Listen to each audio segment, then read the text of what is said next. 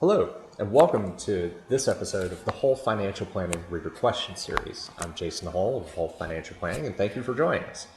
Today, Betsy asked me the following question. I recently left my job. Until I draw a salary again, would you recommend I cut in my savings or use my credit card? Cautiously, either way. Well, Betsy, that's a question a lot of people face, whether they choose to leave their jobs as you did, or they're let go for some reason. The simple answer is that I'd cut into savings. It's the whole reason you built up the savings in the first place, to have some cushion for when times are lean. Your grandmother would call it a rainy day fund, and for me, having no job is exactly what I would define as a rainy day. However, there are some things you need to consider. First, have you cut back on all of your expenses? No going out to eat, no Starbucks, no buying extra toys for the dog. If it doesn't feed you, keep you sheltered, keep the lights on, and keep you able to go to job interviews, then it's an unnecessary expense.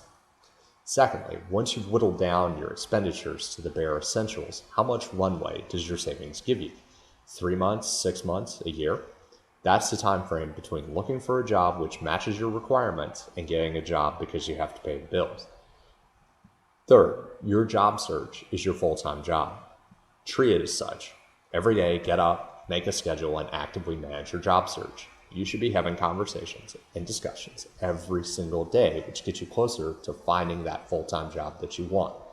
Set goals every week and review them at the end of the week to see how you've done.